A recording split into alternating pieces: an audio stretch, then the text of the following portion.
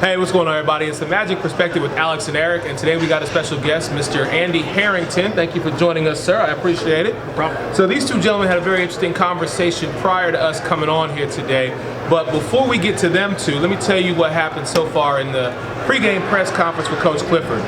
First off, the Human Torch, T. Ross, is back. Not at a full 100%, but he's definitely going to get some playing time tonight, which I think is very crucial going up against the Indiana Pacers, a team that this Magic team knows very well. What Coach Clifford spoke about was they were starting to shoot better these last two games.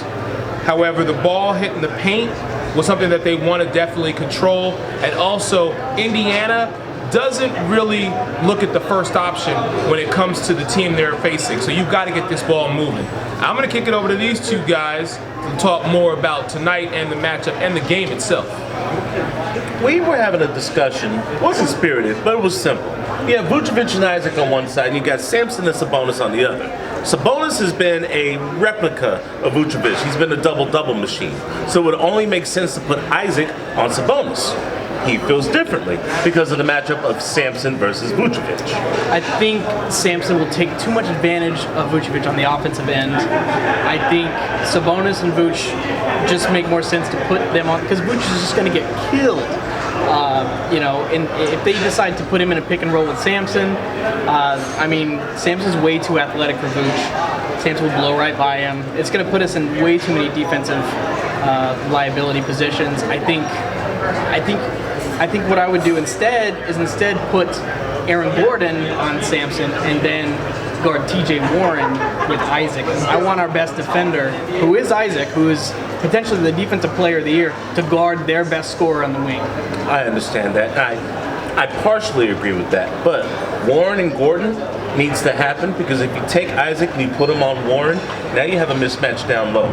Sabonis has been averaging double-digit rebounds almost every game in this early season. Plus, Sampson's young. Vucevic has experience. I will take experience over youth any day. Well, I would. However, you're looking at a team now in the Magic that has 3 wins that has started to find some continuity. So while I might be inclined to agree with Andy, I think more tonight it's going to be about the matchup, not necessarily about the experience. And when you have a team like Indiana, who, like I said, knows the Magic extremely well. I mean, this is a team that, what were they, 8-3 against the Magic? You know, that resonates with a person. That resonates with the team. So when you look at the tape and when you look at everything that stands before you tonight, and granted, it's early in the season like we know, this is only game 10, you have to find a way to make sure that all pieces of the puzzle connect. And transition ball is going to be huge tonight. We spoke about the pick and roll. I don't know. I'm torn. I'm always going to side with the Magic, of course. However, if the matchup in the first half of the game seems to favor the Pacers, I might say second half, you got to make those adjustments. We're only having the spirited discussion because there's no Miles Turner tonight. Exactly. Which is actually a good thing, yes, not a bad thing. Very good. So we match up a little bit better down low. Okay. Yeah, I think in, kind of to wrap it up, like, Vooch is our best rebounder. Yes. I think you want to have him on their best rebounder.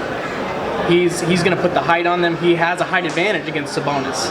Okay, then you have Sampson, who is an elite athlete, and you want to put your best elite athlete maybe on him, who can still guard in the post. And Aaron Gordon's a strong guy. He can guard in the post. You put him on Sampson, and then you put your best defender, Isaac, on their best perimeter scorer, which is TJ Warren. And I think, then you have to worry about the guards at that point and in containing Brogdon, who is a real problem. A guy we haven't even talked about yet. We haven't even got to Brogdon, but yeah. All right, well, we're going to be back at halftime giving you our thoughts and analysis on this. This has been great. Andy, if you want to join us, you're more than welcome to. The Magic Perspective with Alex and Eric and our guest, Andy Harrington, Orlando Magic Podcast. We'll see you guys at halftime. Happy Sunday. What's going on, guys? The Magic Perspective, Alex, Eric, our guest, Andy Harrington, the Orlando Magic Podcast. So, Magic with a nice little lead here. We got them up by 9 over the Pacers, and I'm going to steal Alex's line real quick.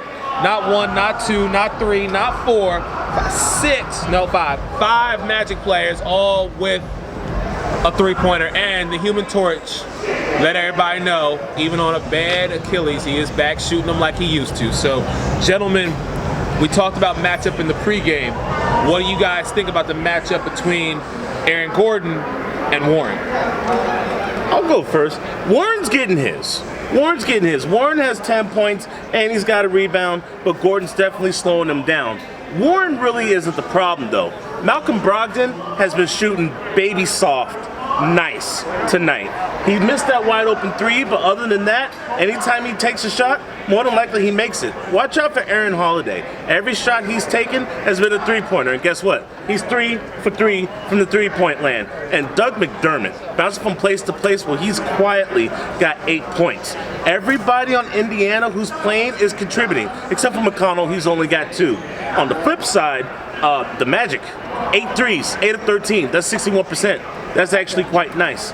Fournier leading the way with 11. Oh, I'm sorry, Ross leading the way with 11. My bad. Vucevic leading the way with 11. He's working on a triple-double. He is. Yeah, I think we're finally seeing what can happen when the Magic make their shots and what kind of team this can be.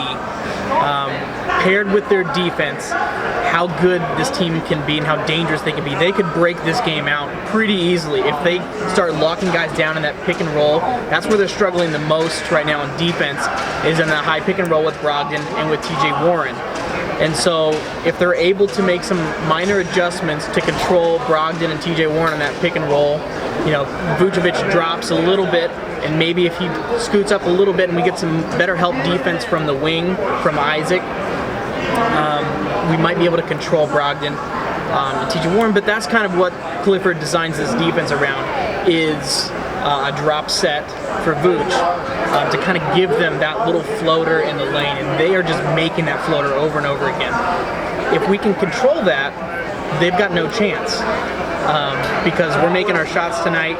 Obviously, we're not going to keep up the clip of 8 for 13 from 3. Well, wait. We don't know that yet. It's only halftime. We don't know that, but going 16 for 26 from 3 in a game, probably not going to happen. Okay, wait. What? Listen, we're on a momentum right now. You know what I'm saying? They have tried to strip the ball. They have tried for their second chance points. They have tried for their fast break points, and have not been as successful as we've seen other teams come in here and beat tonight. So that's why I'm saying to you right now, yes, 8 for 13, 61.5% for three-point land. This is what you need to be if you're going to contend with those teams such as a Golden State, those teams that love to just pop threes from 40. So when you have the momentum like this, why not capitalize on it? If the Magic shoot 61% from 3 every single game, the Magic will win the NBA championship. I'm talking about just tonight. I'm talking about setting that tone tonight because of how they're shooting. I'm looking at something else. The Magic are shooting 53% from the field, but I'm not really concerned about the shooting. I'm concerned about the defensive rebounds. They are cleaning up the glass. And call Vucevic and Jonathan Isaac straight Windex. Isaac's defense has been amazing. Yes. Quite a few blocks. It's a block party tonight in the Amway Arena, if you didn't already know. Look for this to continue, and I like the matchups. Sabonis hasn't really been much of an issue. Vucevic has matched him step for step. Warren's got his. Gordon hasn't caught fire yet, but he hasn't had to because the rest of the players for the Magic have been scoring. And did you see that and one mixtape that DJ Augustine pulled on? That, yes. Yeah, they're getting funky tonight. All right, we're going to be back at the end with our post-game recap. We've got locker room interviews. We've got the post-game press conference with both coaches. But right now, the Magic up by 9 at the half. The Magic perspective with Alex and Eric and our guest, Andy Harrington. We'll see you guys at the end of the night. Talk to you then. What's going on, everybody? The Magic Perspective with Alex and Eric, and we're back here end of the night. This was a close one. It came down to the end, and unfortunately, Magic came away with a loss tonight. 109-102. Yeah, final score. And you know what? All I'm gonna say is it goes right back to what I've been talking about since the beginning. The rebounds. That's what I look at. There was opportunities there for second chance points. There was opportunities there to get themselves back into this game. The Pacers in the third quarter just kind of took a command and kind of made a turning point, as you mentioned. TJ McConnell was the fire starter in the third quarter. Once he got started, it led to open isolations and pick and roll plays that Coach Clifford spoke on. Doug McDermott felt like he was having flashbacks in Chicago with some of the pull-up shots that he was hitting. And Malcolm Brogdon was comfortable all night. He had 19. And keep in mind, Golga, 1, Turner, 2, Lamb, 3, and Oladipo didn't play. Right. They shot 52% from the field. They only hit 9 threes. Think about that. That's a lot of buckets. That is, and you add on to the fact that this was in NBA history the lowest number of free throws tonight. 11 total. 11 between two teams. 4 or 5, 5 or 6. Yeah. So, you rebound, no pun intended, you regroup, you get yourself set because arguably the team that's looking like one of the top in the entire Eastern Conference will be here Wednesday night in the 76ers, and it's going to be interesting. 3 key pieces for Indiana didn't play tonight, and they had 6 players in double figures.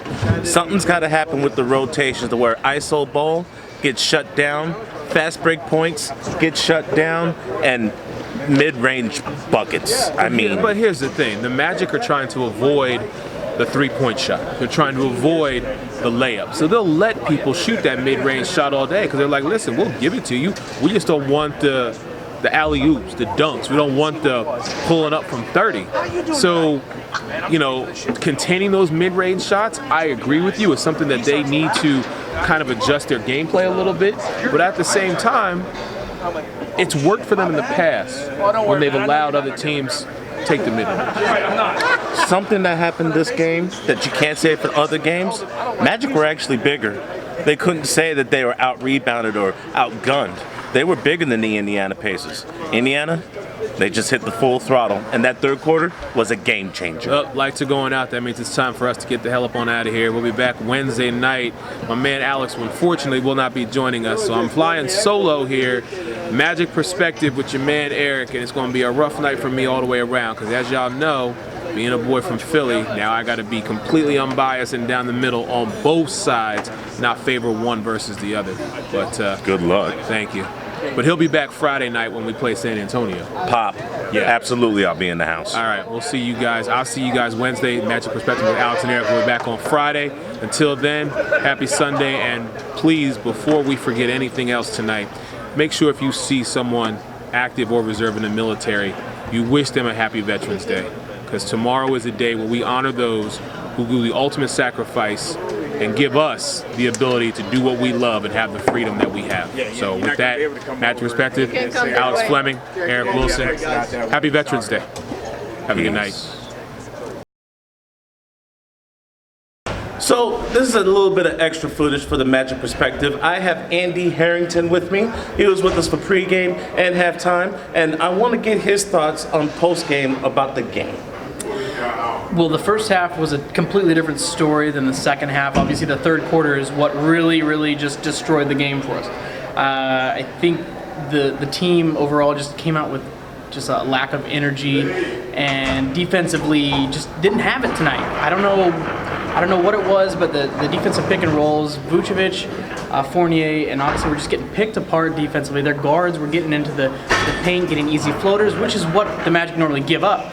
And those guys are just hitting those shots over and over again. The ball movement stopped in the third quarter, and there you have it. The lead was gone. They went on a 12-0 run to start the third, and then they could never recover from there. Markelle Fultz is on a minutes restriction. I think he would have helped a lot to put him back in a little bit earlier because he matched up better physically against their guards. And that's something that I asked Clifford after the game. Like, when is Markelle going to get more minutes? Because he would have helped. Getting into the paint, getting some easy buckets, creating. And so I think that just happened, and they knew it too. They knew the energy just wasn't there, and the defense didn't come through this time. Doug McDermott with 18. TJ Warren shot better than 50% and had 19 points to tie Malcolm Brogdon. Brogdon in this offense is just spectacular. When they get Oladipo back, add the addition of Miles Turner, they're an Eastern Conference contender. Who is the biggest issue for the Indiana Pacers in regards to the Orlando Magic? Yeah, I would say it's probably a mixture of Brogdon and TJ Warren. I mean, those guys are just the anti-Clifford defense kind of guys. They are so good in that pick and roll using the mid-range game. And that's what Clifford gives up. He gives up the mid-range. He does not give up layups. He does not give up threes. He gives up the mid-range. And those guys can hit from the mid-range like crazy. And so Brogdon is so good there. I think he created a lot of difficulties. I think guarding those two guards that they started Holiday and Brogdon. I think Fournier really struggled with Brogdon. He got caught on a lot of screens and he couldn't catch up to him. I think that was a huge issue. I would have, maybe preferred almost putting Fultz on Brogdon instead. I think that was a huge issue for the Magic all night long. And also, TJ Warren just eating up our defense. And then, of course, coming off they had amazing bench play. McDermott just hitting everything. TJ McConnell picking the Magic apart off the bench. And the 10-man rotation, I have to say, interesting call tonight because, we just couldn't generate offense in that third quarter with Michael Carter-Williams, even though he's so good defensively, just offensively just couldn't provide us with too much of anything, and we just couldn't get going. So the Indiana Pacers go to 6-4, and they're starting to gel. Can't wait till they get Miles Turner, Oladipo, Goga, and Jeremy Lamb back. Magic fall to 3-7 and have to put this one behind them because on Wednesday they get the 76ers. What's going to be the key matchup other than stopping Embiid for Wednesday night? I think you have to start in the middle there. You got to get Embiid under control. You have to be able to break their defense. Their defense is very good, so you have to have good ball movement.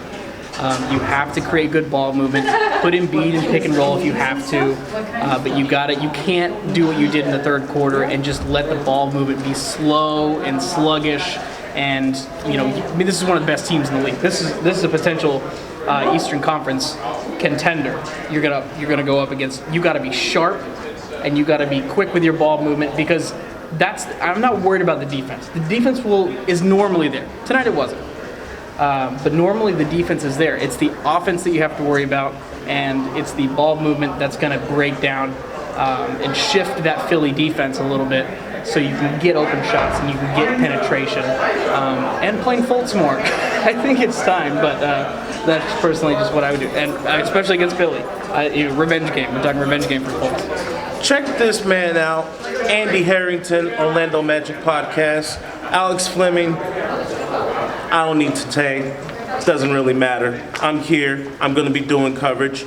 Eric Wilson will be the man to talk to on Wednesday night for the Philadelphia 76ers Orlando Magic game. Somebody get him some Tylenol. I'll be back Friday for Pop and the San Antonio Spurs. For everyone here, for Andy Harrington, for Alex Fleming, thank you for your time. Tune in, Magic Perspective. We're out.